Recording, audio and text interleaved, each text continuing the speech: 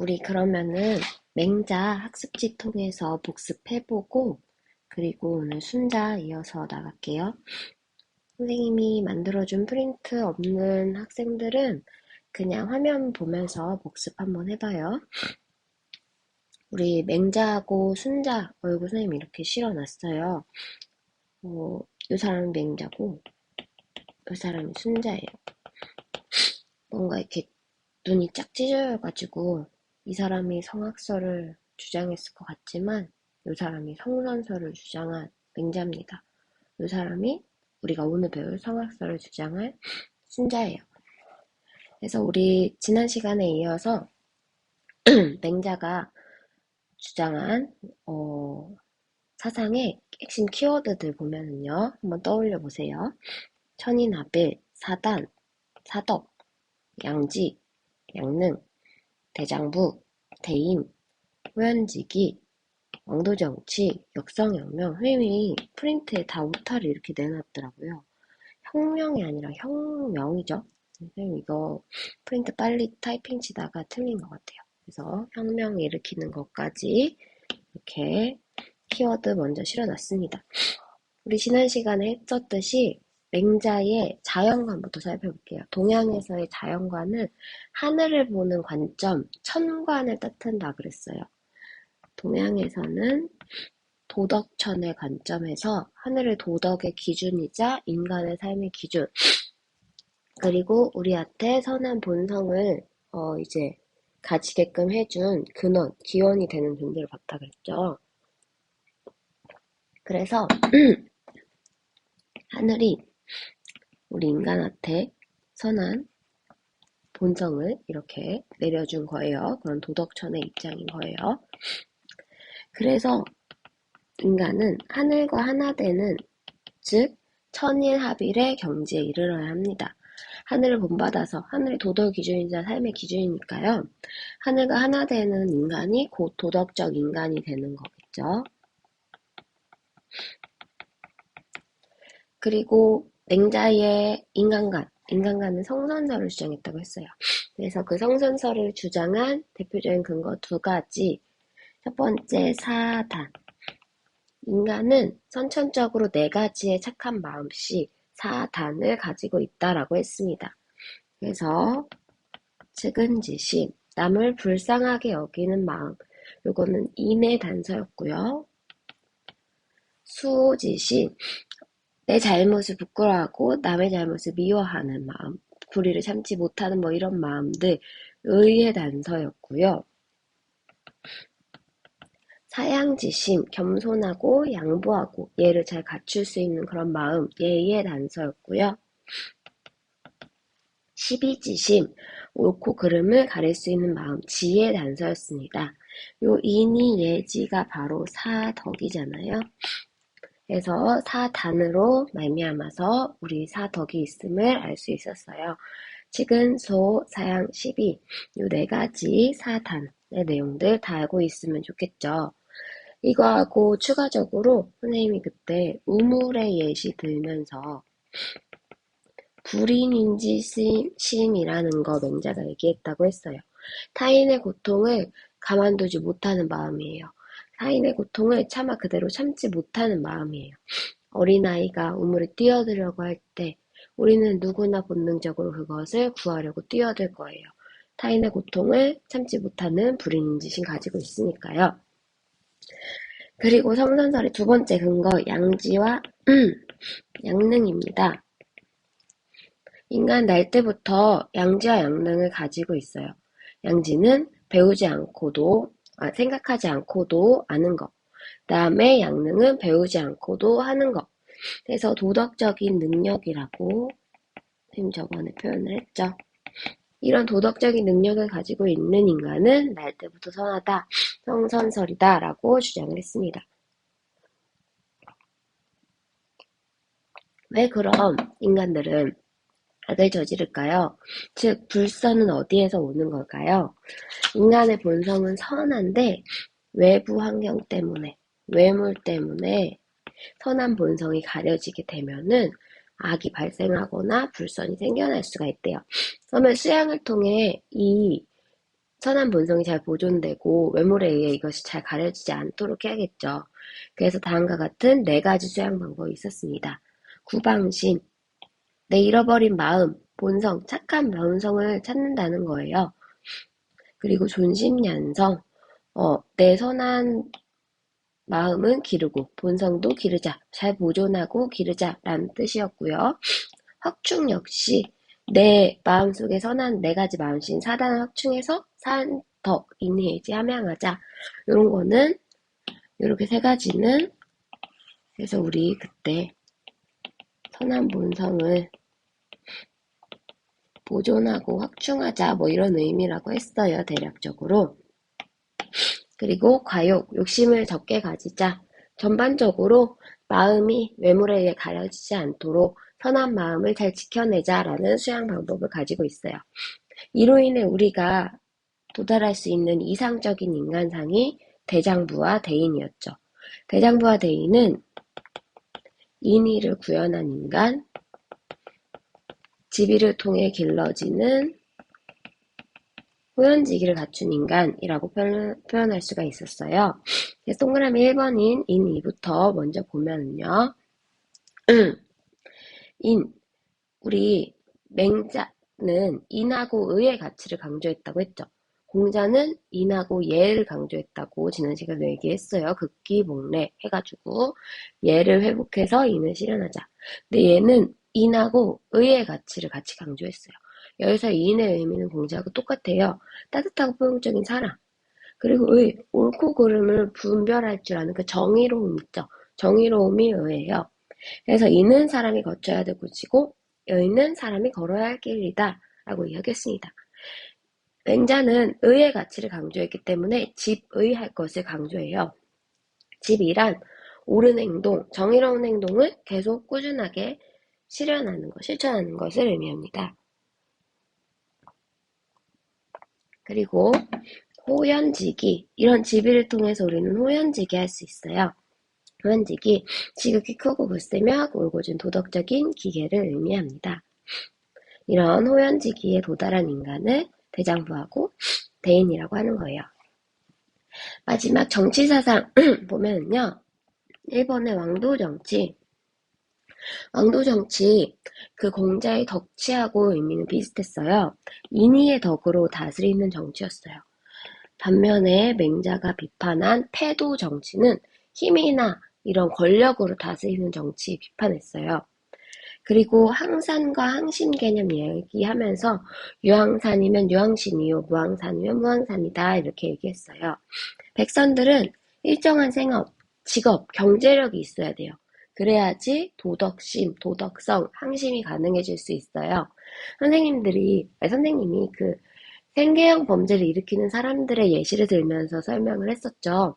생계형 범죄를 일으키는 사람들의 경우 일정한 경제력이 있었다면 그렇게 생계를 유지하기 위해서 범죄를 저지르지 않을 수도 있었을 텐데 그런 사람들의 경우에는 아무래도 경제력이나 직업 같은 게 무엇보다 중요하다라는 게 유항산, 유항신, 항산, 항심 개념이었습니다. 자료 더하기 보면은요.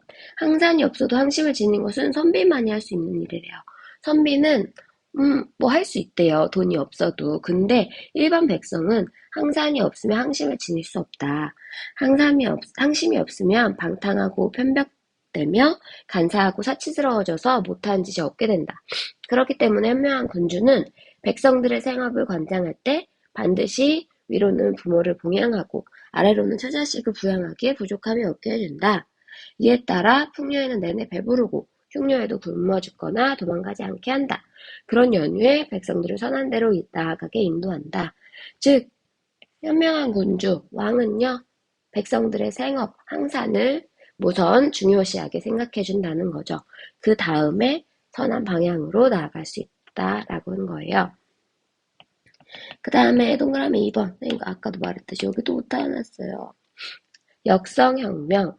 우리 만약에 군주가 인의의 정치, 인의의 덕을 실현한 정치를 하지 않는다면 그렇게 해서 백성들이 위태로워진다면 우리는 혁명을 통해 그 군주를 바꿀 수가 있어요. 이것이 바로 맹자가 말한 민본주의, 백성이 근본이 되는 정치의 모습을 보이는 예라고 할 수가 있겠죠. 우리 오늘 이제 순자 한번 나가보려고 합니다. 한번 순자 나가볼게요. 여기에 순자라고 쓰고, 우리 맹자에서 처음 이제 그 학자 배울 때 뭐 배웠었죠? 자연관 배웠었죠? 천관 봤었어요. 순자도 마찬가지로 그가 보는 하늘에 대한 입장 한번 볼 거예요. 우리 보통 유교, 불교, 도교 이렇게 동양을 세 부분으로 나눈다라고 OT 때 이야기를 했어요. 근데 유교적인 색채를 가장 잘 띠는 대표적인 두 학자는 공자하고 맹자예요. 순자는 조금 달라요. 순자는 얘네들하고 그 전에 있던 공자하고 맹자의 의견과는 많은 것이 달라요. 여러분이 알고 있는 인간의 본성에 대한 관점도 당연히 다르고요. 그리고 자연에 대한 관점도 다르고요. 그 다음에 얘를 바라보는 시선에 대해서 되게 다르거든요. 그래서 유교에서는 좀 뭔가 좀 다른, 그냥 단어가 생각이 안 나네요. 좀 다른 그런 학자라고 할 수가 있어요. 그래서 그가 바라본 천간을 보면은요. 아까 맹자는 어떤 식으로 하늘을 바라본다 그랬죠? 도덕천의 개념으로 본다 그랬어요. 근데 순자는 자연지천으로 봐요. 즉, 도덕적인 의미를 하늘에 두지 않아요. 그냥 하늘, 땅, 구름, 비, 바람 뭐 이런 식으로 그냥 자연 현상에 불과하다고 봐요. 그것이 뭐 우리에게 뭐 상을 내려주고 벌을 내려주고 우리에게 선한 본성을 주었고 이런 거 저런 거 아무것도 생각하지 않아요. 그래서 얘는 이전의 유학자들과는 그리고 우리가 보통 유교의 입장이라고 하는 거와는 다른 관점을 지닙니다. 아까 맹자 할 때 맹자는 하늘과 인간의 관점을 어떻게 본다 그랬죠? 천인하빌로 본다 그랬죠. 하늘과 인간이 하나 되어야지 도덕적인 인간이 될 수 있다라고 했어요. 얘는 천인분이라는 것을 이야기합니다. 즉 하늘과 인간은 구분이 되어야 된대요.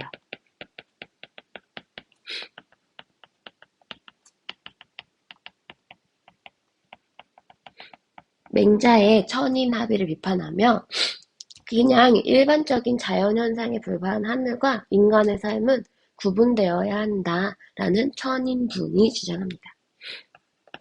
두 번째, 인간관 볼게요. 우리 맹자에서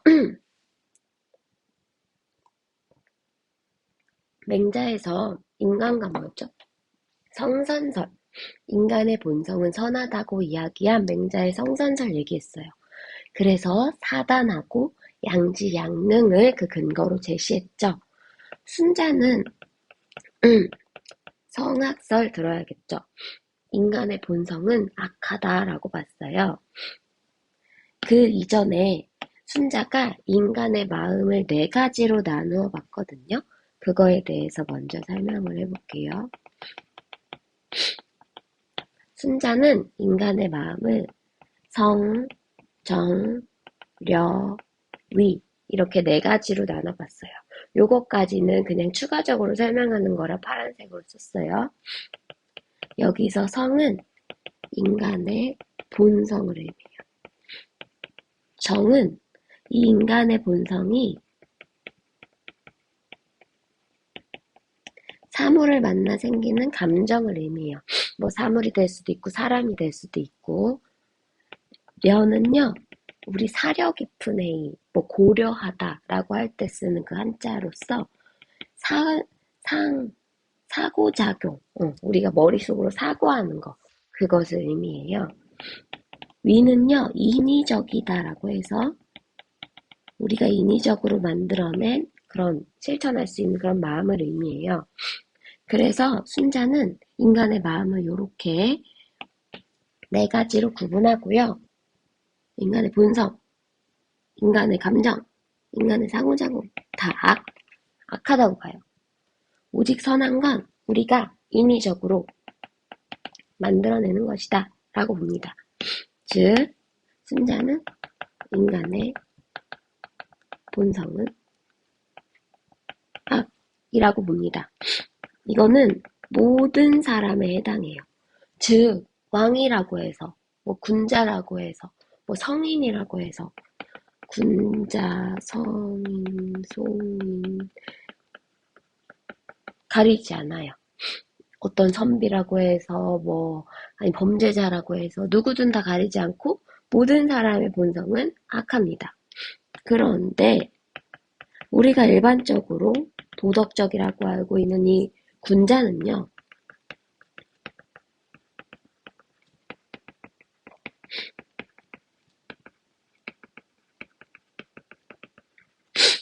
도덕적인 사람은요, 예를 통해 인위적으로 이렇게 본성을 교화한 사람을 의미합니다. 우리가 비도덕적인 사람이라고 일컫는 소인은요, 아직 본성이 교화되기 이전, 이 상태를 의미하는 거예요. 인위적인 노력을 통해서만이 우리는 도덕적인 사람이 될 수가 있다라는 거겠죠. 그러면 세 번째로 우리가 이제 설명할 것이 예입니다. 선생님 방금 지나가는 말로 군자는 예를 통해 인위적으로 본성을 교화한다고 했어요. 그럼 이 예가 무엇인지 한번 알아볼 건데요. 우선 예의 기원부터 살펴보려고 합니다. 얘가 어디에서 생겨난 것인지 한번 알아볼게요.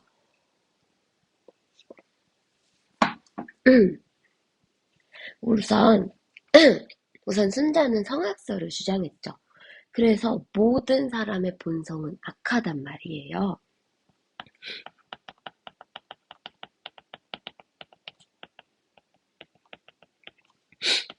그렇게 되면 모든 사람들은 다 이기적으로 행동할 거고 자기 자신의 이익만 취하려고 막 다른 사람을 공격하고 헐뜯겠죠. 그러면 사회가 당연히 혼란스러워질 수밖에 없어요. 다들 다른 사람 생각하지 않고 나만 생각하면서 나 비난하고 싸울 테니까. 그래서 고대 성왕은 이제 우리의 우리의 나라를 최초로 만든 그런 일대 왕이라고 생각하면 돼요. 고대 성왕이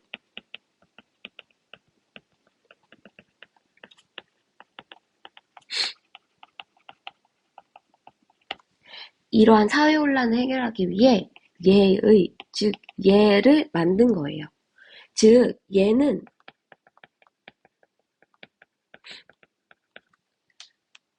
공자, 맹자가 이야기했던 예 개념과는 다르게 고대 성왕이 인간의 악한 본성 때문에 사회 혼란을 막기 위해 인위적으로 제정한 그것을 의미합니다. 이러한 예의 본질을 볼게요.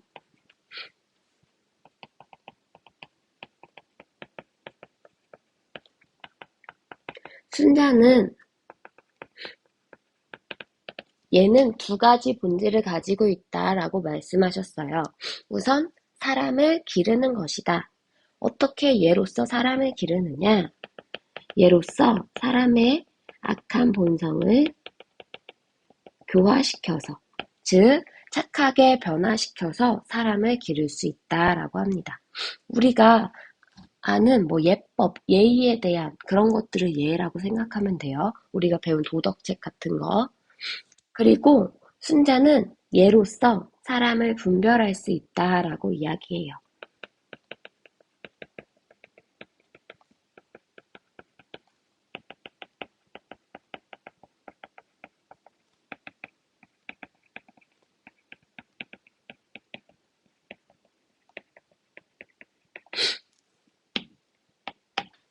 귀천, 귀하고 천하고, 장유, 나이가 많고 적고 등의 신분질서를 통해 악한 성정을 절제해야 된다라고 합니다. 이게 무슨 말이냐면요. 사람들 사이에 신분 질서를 두어서 차등을 두어야 한다는 거예요. 그래야지 사람들의 악한 요 성정, 악한 본성이 절제가 될 수 있다는 겁니다. 이게 무슨 말이냐면요. 사람들은 다 뭔가 돈을 많이 버는 직업을 갖고 싶어 하고, 높은 신분을 가지고 싶어 하고, 높은 명예를 가지고 싶어 하잖아요. 근데 그런 악한 마음 때문에 사회적 혼란이 일어난다는 거예요. 그래서 예로써 사람들을 분별합니다. 그래서 너는 네 타고난 능력에 따르면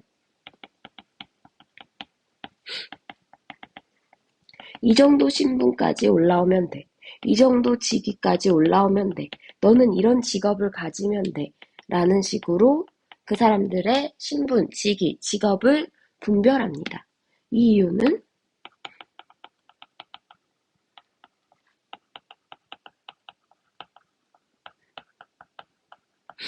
다른 사람의 일을 넘보지 않도록 악한 본성을 가지고 있으면 다른 사람의 일 넘봐서 사회 혼란스러워지니까 타고난 능력에 따라 직위, 신분, 분별합니다. 우리 이거 서양에서 플라톤하고 좀 비슷하죠. 플라톤도 이성적인 부분, 기계적인 부분, 욕구하는 부분, 어느 부분이 발달됐는지에 따라서 직업 나뉘잖아요. 통치자, 수호자, 생산자. 요거하고 비슷해요.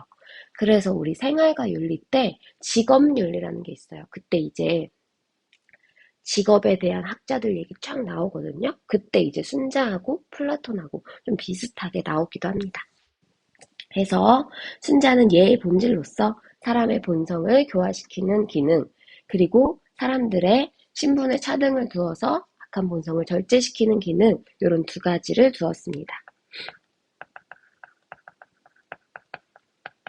이 중에서 악한 본성을 교화시키는 것을 네 글자로 화성기위라고 해요.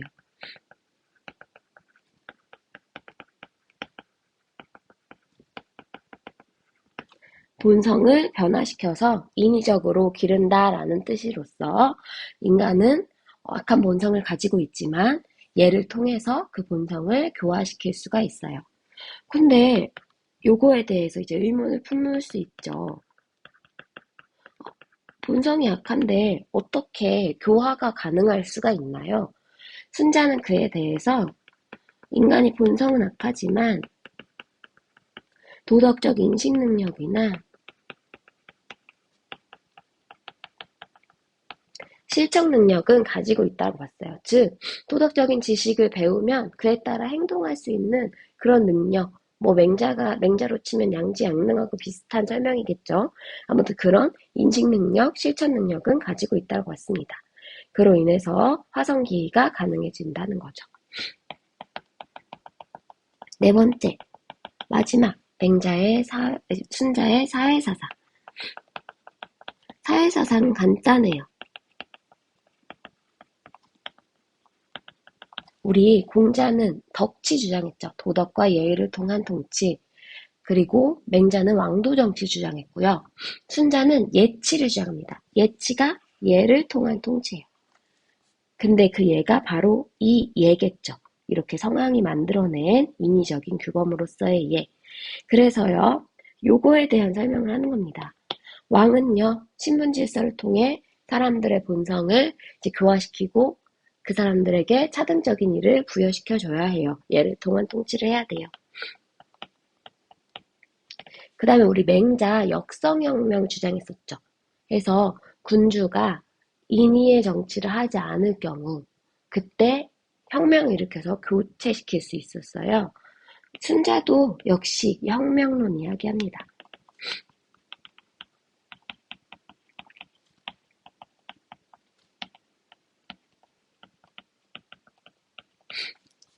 순자는 자기의 신분, 질서, 직위에 맞는 일에 충실하게 임해야 될 것을 이야기해요. 군주의 역할은 백성을 위해 통치를 해야 되는 거죠.